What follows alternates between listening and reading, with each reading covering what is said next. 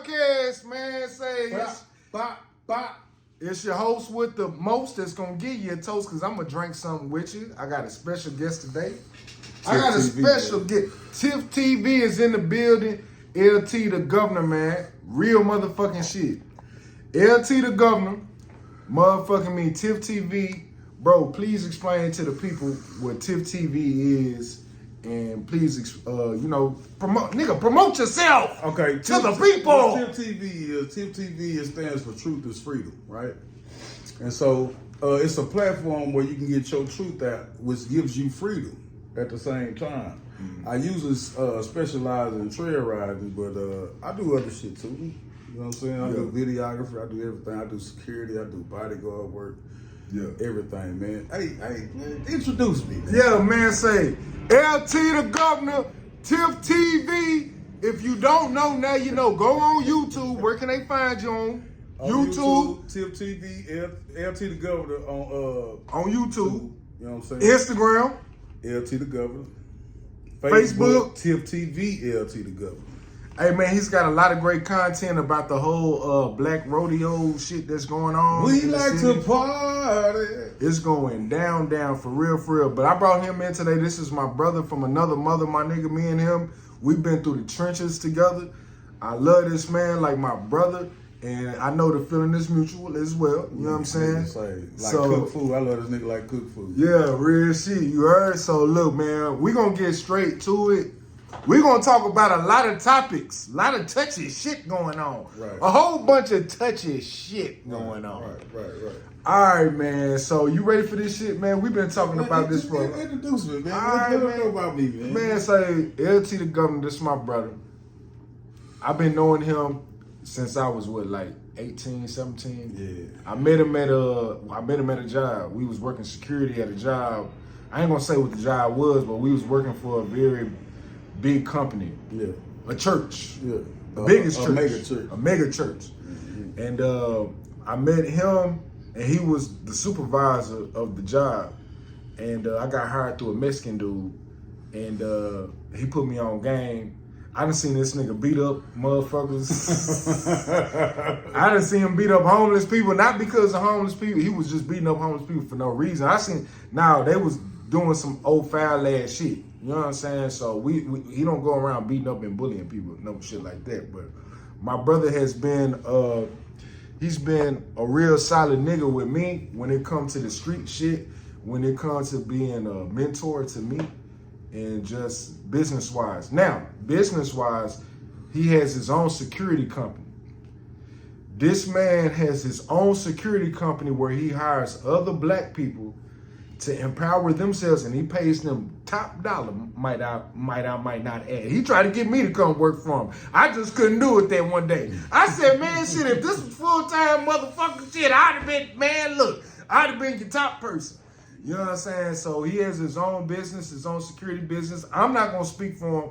I'm going to let him speak for himself. And just for all the other black people out there, man, this is a real business owner. He's an entrepreneur. He get into the bag. Go ahead and speak to the people. So look, basically what I do is personal protection. So say if you're going out to a club or something, right? Mm-hmm. And you want to kick it with your friends, your partners, you want to be protected, you want to be right, you want to be secure. Mm-hmm. You pay me what, $30 an hour maybe. Let's say $30 an hour for 4 hours. You know what I mean? You will be protected. As far like say you be drinking and this and that, motherfucker fucked up for 4 hours. Let's say that's what Let's say that's 120, right? 30 an hour for 4 hours. That's 120. I don't know math. 100. Shit. Look. You niggas spend $120 on 14. I count them in 20s. You niggas spend $120 on 14 grams of weed just to go kick it at the club. Mm. So say you spend $120 on a personal protection bodyguard to be with you for 4 hours while you at the club. I would rather spend that than to spend $120 on weed to smoke at the club. Bro, he was telling me this shit earlier, y'all. This nigga fucked my head up by literally telling me for $100 that I can employ him or one of his people to be at the club with me with guns out and they decked out. They look like security for $100 fucking, bro. And not only is that dope, but it protects not only you from being ignorant to other people, but for people being ignorant to you. And when you walk into the club, you look like something, bitch. You look like something. You guaranteed to get hoes when they see a nigga with a big AR and you walking up in that bitch. And guess what? Niggas gonna count, because a nigga like me gonna go into the strip club with $200, but I got security with me. Yeah, and I'm gonna have some niggas with, man. Yeah, we on. But bro, he's saving niggas' lives out here, man. Break it down for the people. Give you a little idea of what it'll look like. Man, come on now. That's me with 2 security right there. Come on. That didn't cost me number $200 for 4 hours. Yeah. And this is his company. This is his company. This is his security company. Yeah. Man, bro, I'm telling you, this shit finna get real. This shit finna get real. The next time that I bring you on the podcast, I would love for you to break down how you actually got into the security business and what it would take for other black people to, other black men that want to find another trade or another stream of revenue type shit, bro. Because he put me on game, and I didn't know nothing that he was talking about. And that's the good thing about networking with other black people. I'm gonna keep this shit real short and sweet, but I would love to bring you on the next podcast where we can just talk about business if you're willing to give up that game for free. But you gotta pay your fee. We might have to do that on Patreon. And also we're gonna do a Patreon page. TIF Tv is a multimedia center, so we located in Deep Ellum. We have a full recording studio. We have podcast area. I'm here because I'm on Bulletproof Podcast. I wanted to come into this environment. We could have did it all pizzazz at the big joint with the big joint, but this bulletproof motherfucking this podcast. Some hood shit. We in the band though, bitch. But yeah, so we specialize in mixing and mastering, and we specialize in videography. We specialize in we have a multimedia center. Yeah. Like most of the songs that have been recorded in that studio have garnered over maybe 6 million views on. Who are some of the artists that y'all been working with? One of my main artists is Seven the Great. Seven the Great? Yeah. Okay. Yeah, Shout out to Seven the Great. Yeah, and he's actually... where is he from? He from Dixon. He's Dixon Circle. But shout out to Dixon Circle. He's actually the big dog. You know what I'm saying? I'm not saying he's my artist or nothing like that. He's a big dog. Like, he runs part, of the situation and shit. Right. And they actually brought me in on it, and we just kind of collaborated on it. You know what I'm saying? Yeah. Collaborated. Damn, I'm high as a motherfucker. I'm on this. I said collaborated like we collaborated on this shit. And but yeah, we do a lot. We do a lot for the community. We do a lot for the trail ride scene. And man, hold on. Let me stop you right there. Tell these people about this whole trail ride culture. Well, the trail ride culture this shit is crazy. It's black. I'm from Dallas, and I didn't know nothing about this until he really brought it up. Well, it's black excellence. It focuses on the black cowboy. You know what I'm saying? We've never seen the black cowboy painted in a nice light. You know what I'm saying? We always see John Wayne in the Long Range. We always see the white boys. Right. We be seeing the white boys. But yeah, the cowboy is the original cowboy, as a matter of fact, because they used to be herders. Right. You know what I'm saying? They used to have these black cowboys because, niggas used to rob stagecoaches and goods, transports, and they used to have black cowboys there to make sure niggas wouldn't come take they. So that was the first security guard. That was the first security guard. So it's tied in 2 ways. It's a trip that I do security and I do the trail ride shit, but it's tied into the same thing. Well, that ain't nothing but God. That might be you being goddamn reincarnated as a black cowboy to do this shit. Yeah, black cowboys is the first security of cattle when it was getting transported from the state of Texas to the north of America. Right. So what y'all need to do is y'all need to get on his Facebook. Y'all need to get on TIF TV because he has a lot of content that really goes into the Dallas Cowboy culture, which is very dope. It's a lot of beautiful women on there. It's a lot of black men that are doing positive things that he highlights in this. And it's just a whole nother culture of our culture. It's a lot of business owners. I mean, the Zydeco music, the line dances, it's just a vibe. It's actually addictive. It is, because it's been addictive watching them motherfuckers. Yeah. I'm watching that shit. I'm like, damn, it's a big booty motherfucker. It's Texas. It's black. It's not even Texas. it's Southern. It's Southern culture. It's Southern culture. And not because, you know, Geechee culture is a whole nother thing. It's Texas, Louisiana, Alabama, Arkansas, Mississippi, Tennessee. Type shit, yeah. Man, did I say Mississippi? Mississippi, Alabama, Tennessee, Missouri, Arkansas, all that Houston. So there's a real big genre within black culture that I was not. But it's something that's unearthed. It's a diamond in the rough. Like it's a beautiful culture. Everybody has heard about it. They don't know exactly what goes on in the trail ride because they be. You know, what does go on in the trail ride? Man, you have horse shows. Like what's a typical trail ride? A trail ride. Okay, it starts out. You have on the ride. There's wagons. And you have all these people on wagons. You have people on four-wheelers, side-by-sides, and horses, beautiful horses. Mm-hmm. You know what I'm saying? They just basically ride and showcase. It's kind of like a bike club. They ride motorcycles together. It's togetherness. It's black excellence. You know what I mean?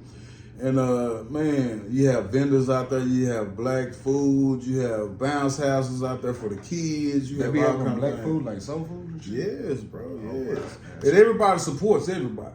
Right. So all of these group comes to this group's ride, and they pay a certain amount to get in, and then all these other people go to this group's ride. It's all about support. It's all about black support for the black Cowboys, black excellence. And they have these things called field party. That's where the twerking and all that shit come in. Talk about so after you come from the trail ride, after the trail ride, that's what you call a field party. There's a stage set up. They got MCs. Maybe having different artists out there. Yeah, they have different artists out there. They have Zydeco music artists. They also have bounce. Wait, what's Zydeco music? Zydeco is what is Zydeco? I've never heard of this until just right now. Zydeco music is Louisiana music is played with an accordion. It used to be called French la-la.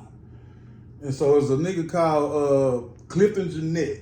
He had a song, a French la-la song that was called Zydeco. Right. And that song was so popular that they end up naming the genre Zydeco, which is the, you know, accordions and the washboards, the old washboards that they have on their chest. Really?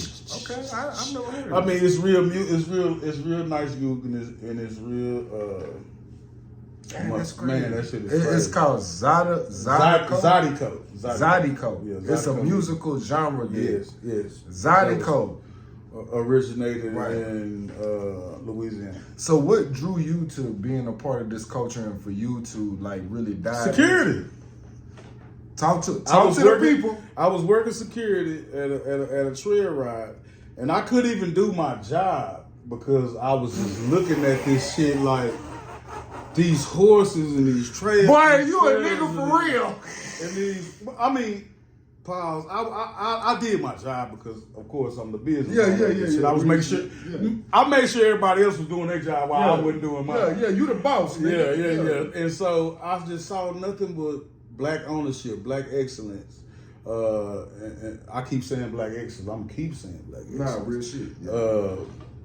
And these beautiful, beautiful animals, these horses, and the connection they have with these horses, these side-by-sides, these motherfucking four-wheelers, and they do mud and they do all of this. Like, it was so... I always thought there was some white people shit. Right, it was so organized, it was so, like, man, I've never seen a black...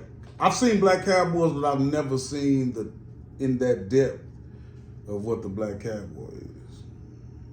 What's so different though about what you used to see and how it is right now? Like what? Well, I've never seen too much on a black cowboy. I've just seen like a nigga with a cowboy hat on, and you know what I'm saying, type like shit, yeah. Maybe a nigga in a movie or something, but they don't paint. I've seen nothing. That's why I'm trying to put it out there. Yeah.